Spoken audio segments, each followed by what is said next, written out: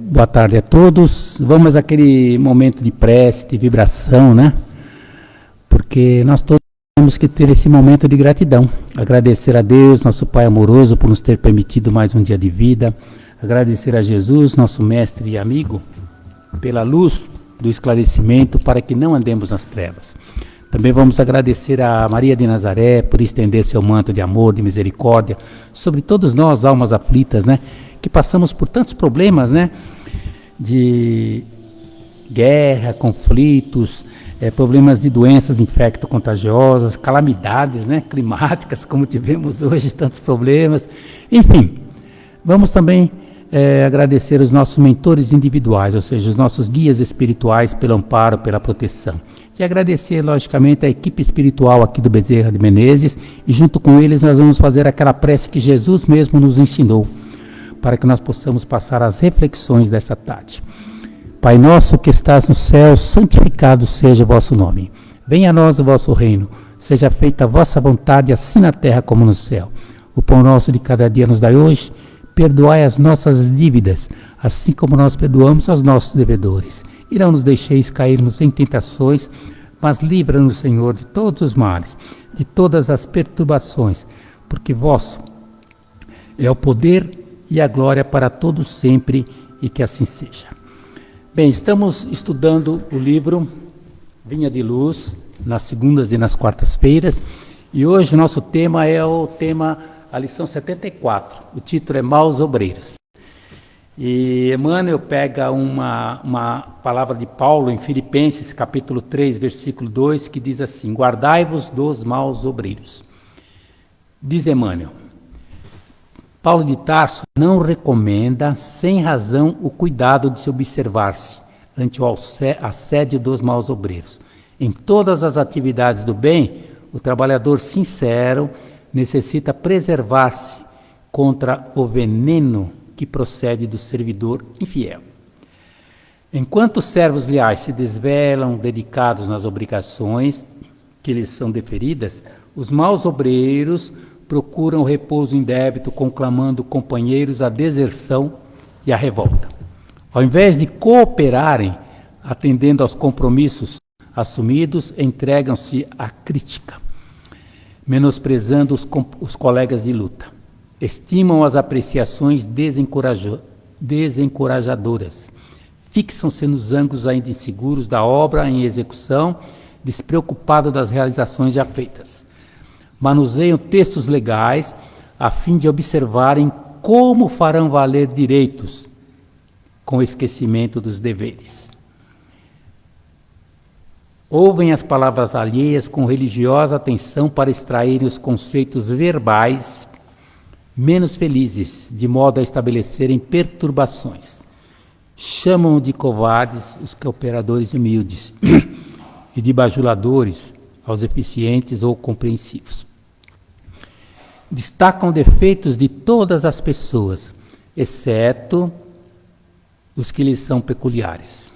Alinham frases brilhantes e complacentes, ensopando-as em óleo de perversidade oculta. Semeia a dúvida, a desconfiança e o dissídio, quando percebem que o êxito está próximo. Espalham suspeitas e calúnias entre os que organizam e os que executam. Fazem-se advogados para serem acusadores. Vestem-se à maneira de ovelhas, dissimulando as feições de lobos. Costumam lamentar-se por vítimas para serem verdugos mais completos.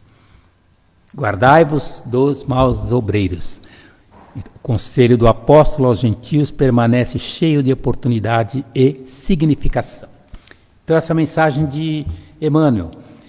E a gente percebe que Emmanuel sempre nos traz grandes reflexões que nos ajudam em nossa caminhada, em nossas tarefas, em todas as nossas atividades, né?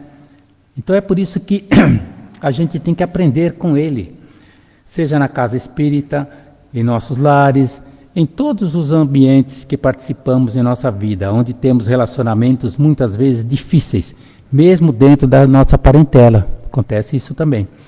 E muitos dos nossos amigos até parecem se revestir de inimigos, né? Ou maus obreiros, vamos dizer assim. São os maus obreiros, né? Por causa dos pontos de vista. Por isso sempre lembramos, Emmanuel, que no livro Pensamento e Vida, ele nos informa que duas asas nos conduzirão ao Espírito, à presença de Deus. Uma chama-se amor e a outra sabedoria. Pelo amor, que acima de tudo é serviço aos semelhantes, a criatura se ilumina por dentro, emitindo em favor dos outros o reflexo das suas próprias virtudes. O carinho e o afeto representam a capacidade que o ser humano tem de amar, aprovar e aceitar o outro.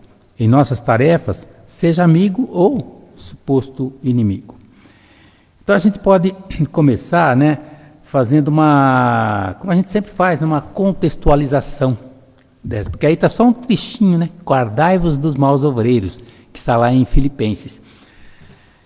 Então nessa contextualização, a gente vai ver que no começo, Paulo escreve assim: finalmente, irmãos meus, regozijai-vos no Senhor.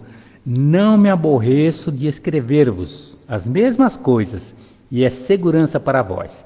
E aí ele coloca assim, ó: guardai-vos dos cães, guardai-vos dos maus obreiros, guardai-vos da cortadura, porque a circuncisão somos nós, que servimos a Deus em espírito e nos gloriamos em Jesus Cristo, e não confiamos na carne, ainda que também podia confiar na carne, se algum outro cuida. Agora eu passei aqui, porque ele está fazendo todas as colocações, né?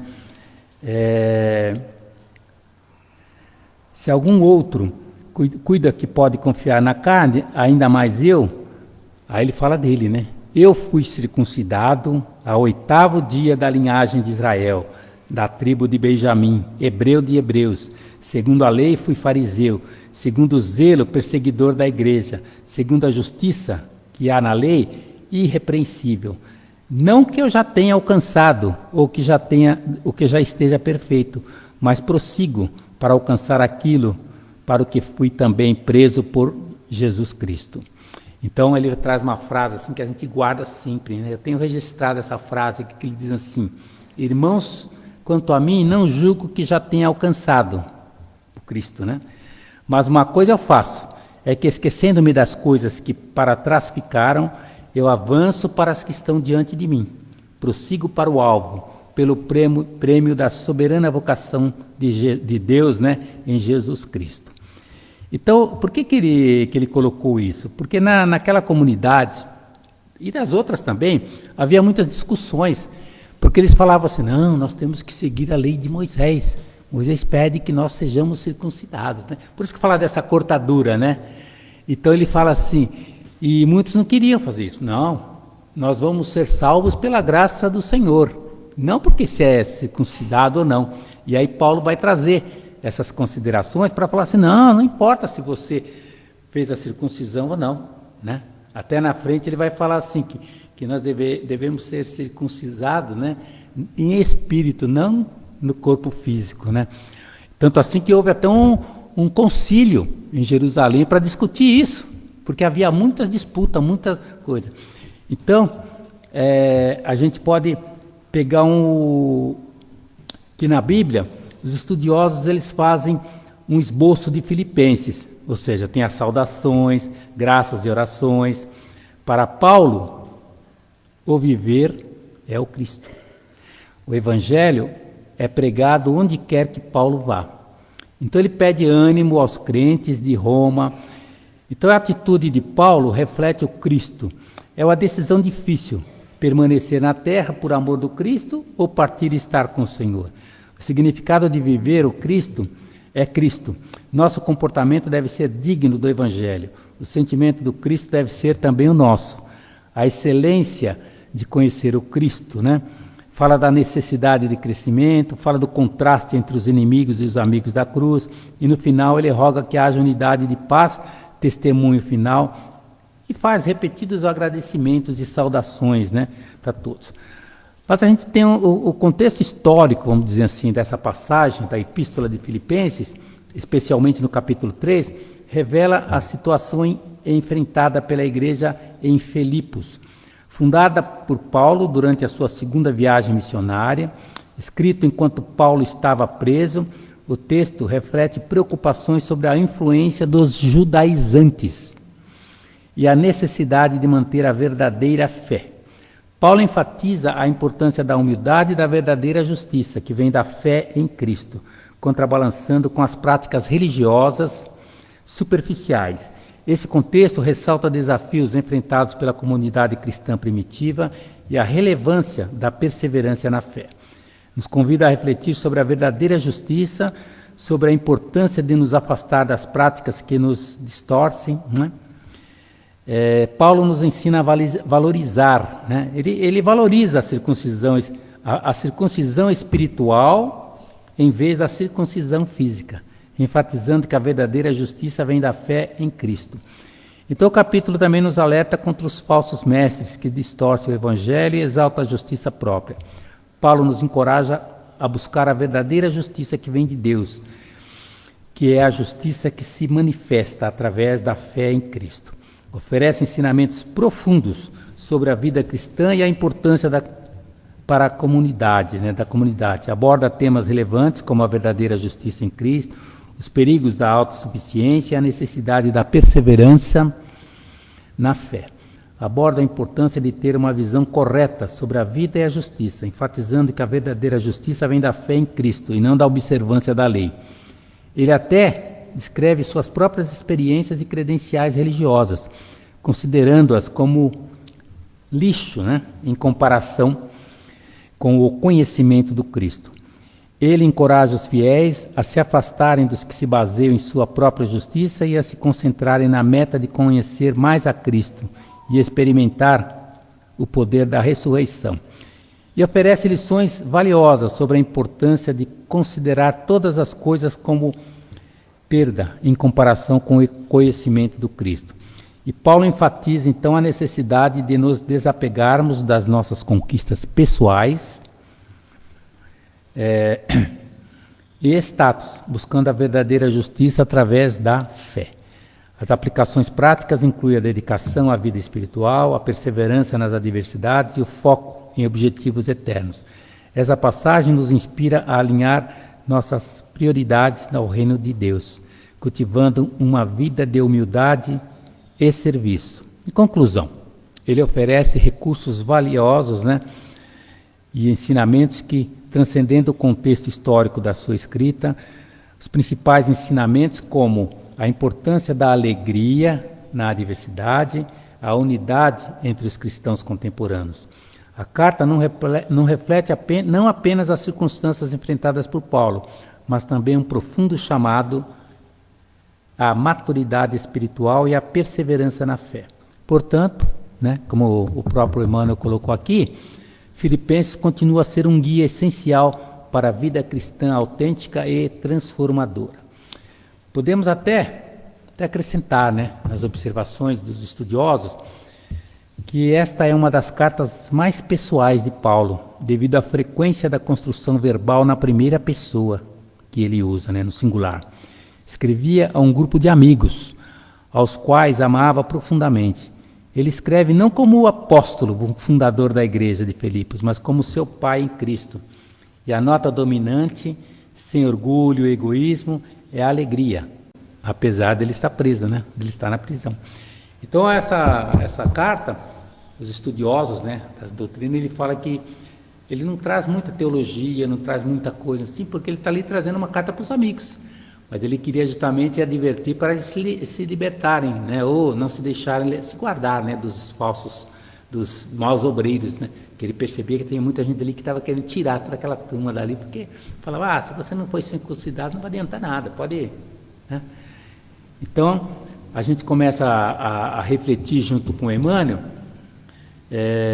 o foco dessa reflexão, a gente pode dizer que está ligado ao perdão, à benevolência, à indulgência, que se caracteriza na caridade, aquele famoso BIP, né, que Jesus nos trouxe, e que está lá no próprio livro dos Espíritos, né? No capítulo 5 de Mateus, narra a maravilhosa mensagem do Sermão do Monte, onde Jesus nos fala das bem-aventuranças, e buscarmos luz e não trevas. Ou seja, essa lição de hoje, ela vai nos mostrar essa necessidade que temos realmente de entender, né? Por isso que a gente está sempre estudando, né? E aprendendo todas essas reflexões junto com Emmanuel, né?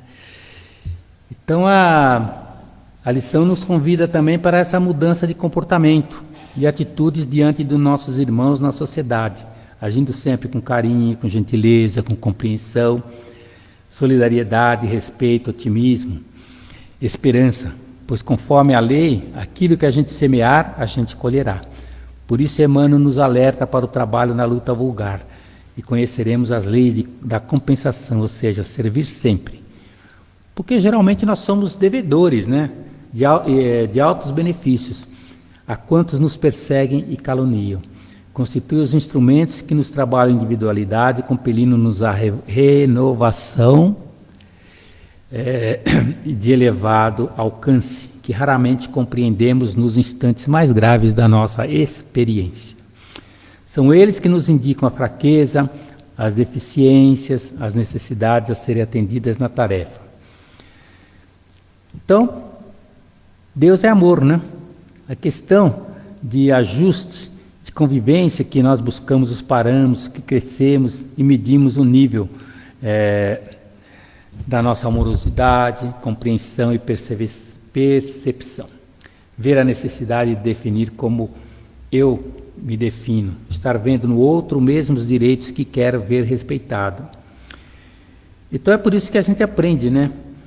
Que a regra áurea de Jesus, que Jesus nos legou, estamos aqui para buscar o amor, né?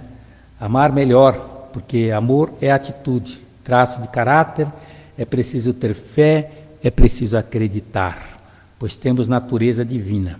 Por isso, Emmanuel, em conformidade com Paulo, ele recomenda o cuidado de observar o assédio dos maus obreiros, se preservar, né, contra o veneno do servidor infiel.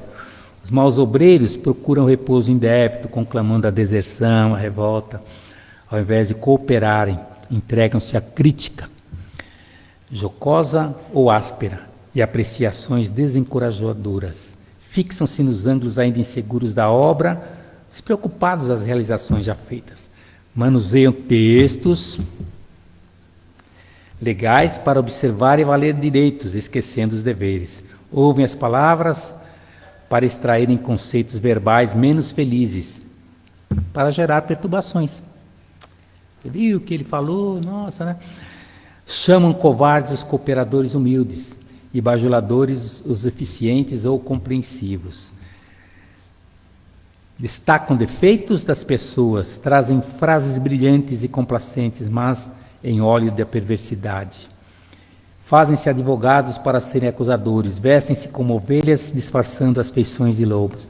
Se dizem vítimas para serem verdugos mais completos. Então ele, guardai-os dos maus obreiros.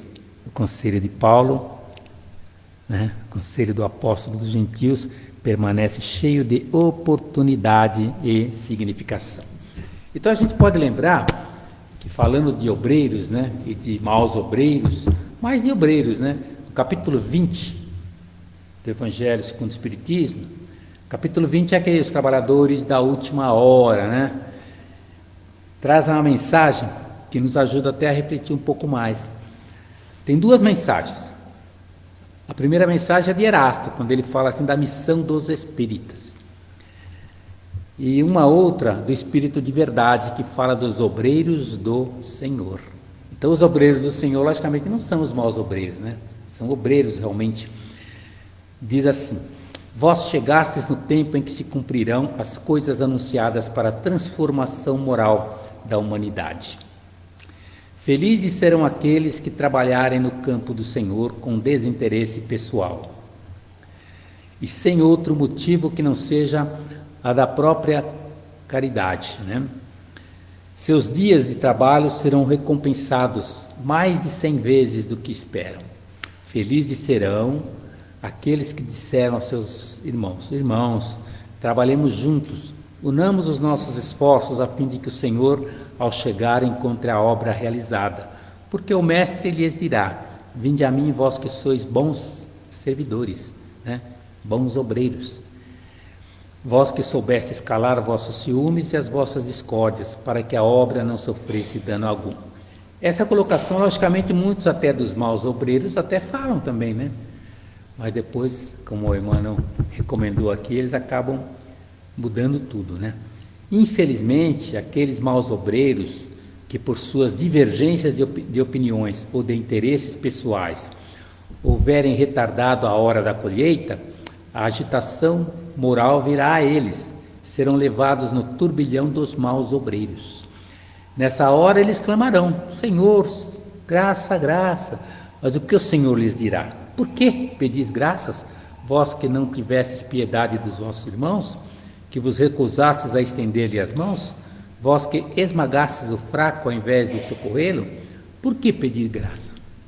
Vós que buscastes a vossa recompensa na alegria da terra e na satisfação do vosso orgulho, já recebestes a recompensa segundo a vossa vontade, né?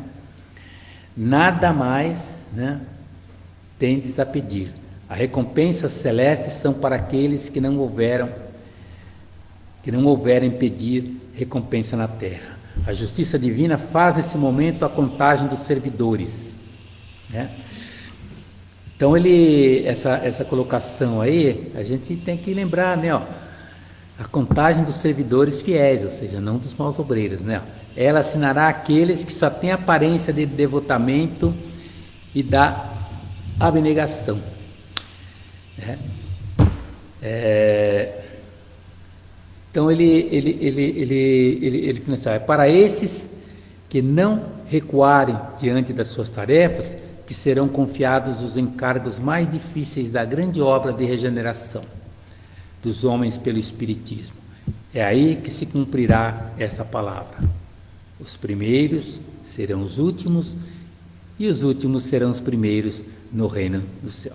Quem disse isso foi o Espírito de Verdade em Paris em 1862. Então essa colocação que está no Evangelho já complementa, né, essa lição de Emmanuel aqui, quando fala dos obreiros do Senhor, né? Então aqui ele fala para a gente ter cuidado com os maus obreiros.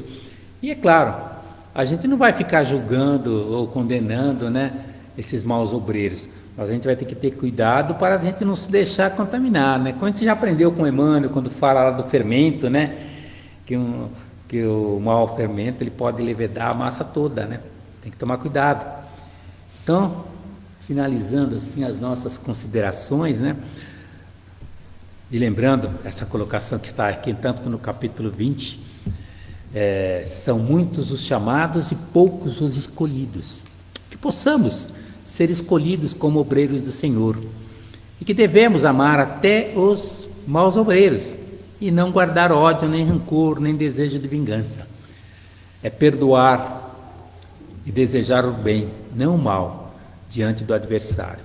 Que possamos seguir, então, os ensinamentos do Mestre Jesus, que nos deixou de forma tão educadora. Que o amor e a humildade esteja sempre presente em nossas tarefas e em nossas atividades. Pois, como dizia sempre Divaldo, né, amar vale a pena. Sempre basta o amor em nossas vidas. Então o amor deve ser preservado em nossos lares, em nossas atividades, seja na creche, no centro, na escola, no trabalho, pois devemos sempre apertar mais os laços sociais e os laços de família, né, necessários ao progresso.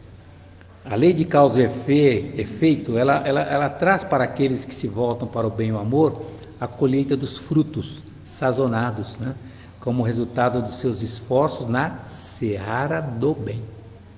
Porque os bons obreiros, logicamente, eles vão servir na seara, né? Pois a gente aprende sempre, né, que nós todos somos aprendizes, né, servidores na seara do Senhor, e muito ficamos felizes em demonstrar nosso amor. Então, que possamos, né, lembrar essas lições de Emmanuel e de Paulo, E hoje, nesse momento assim difícil ainda que passamos, né, de transição planetária, nós percebemos a necessidade de não se deixar vencer pelo mal. Que venha esse mal dos maus obreiros, de onde venha, né? Mas nós devemos vencer o mal com o bem, com amor, com fervor, com humildade, com beneficência. E hoje vemos, né, a necessidade realmente, a importância da família, de um cuidar do outro, de se amar, de se respeitar, de ser exemplo, né, de ter disciplina. É momento de reflexão. E a gente vê tantas famílias sofrendo, né, por separações, por enfermidades, pelos conflitos de guerra, né, problemas climáticos. Então, apesar da convivência com os maus obreiros, nós também devemos vibrar por eles, orar por eles, pensar neles do ponto de vista da imortalidade da alma e do progresso. E em favor dele nós devemos fazer então essa nossa reverência, tanto aqueles que partiram na direção da vida maior, e vamos converter saudades e pesar em esperança, serviço e amor ao próximo. Vibremos também pelos que estão desesperados pelas perdas de empregos, recursos financeiros. Então, é momento de paciência, de serenidade, de confiança em Deus, nosso Pai, para que a solidariedade, base da caridade, nos mantenha unidos no propósito de servir com Jesus, o recurso maior das nossas vidas. Por isso é que quem disse isso foi Maria Dolores, né? Jesus é o recurso maior das nossas vidas. Então vamos lembrar a mensagem que ela nos traz para finalizarmos, né, essas considerações. E ela diz assim, que os problemas, as aflições e o desespero são fases transitórias da estrada fora. Recorda a lição de toda hora, exigindo-te a compreensão. Não te entregues, segue em frente, que as nuvens afastam-se depressa quando nós oramos sem pressa, pedindo a Deus o seu perdão. Nós vemos os estampidos das guerras, gerando violência, ódio, mas lembra-te daquele que fez-se amor da grandeza celestial. Pois não há coração que respire e nem sobreviva aos golpes do veneno, mas todo ato de amor, mesmo pequeno, é benefício contra o mal. As situações penosas e infelizes são quadros de desespero e dor, mas olha, até as mãos doentes estão amparando, estão espalhando amor como se fossem fontes de divina luz. Sejamos, pois, um servidor, né, ou um coração amigo, pronto a servir sem receios, pois todos os recursos têm seus meios e a nossa força é Jesus. Então que Jesus nos abençoe sempre, esse nosso propósito de renovação através do estudo, mas sobretudo pela prática do Evangelho de Jesus. E com Jesus nós finalizamos dizendo: Pai nosso que estás no céu, santificado seja o vosso nome. Venha a nós o vosso reino, seja feita a vossa vontade, assim na terra como no céu. O pão nosso de cada dia nos dai hoje, perdoai as nossas dívidas, assim como nós perdoamos aos nossos devedores. Perdoai as nossas ofensas, assim como nós perdoamos aos nossos ofensores. E não nos deixeis cairmos em tentações, mas livra-nos, Senhor, de todos os males, de todas as perturbações, porque vosso é o poder e a glória para todos sempre, e que assim seja. Uma boa tarde a todos, uma boa semana também para todos nós, graças a Deus.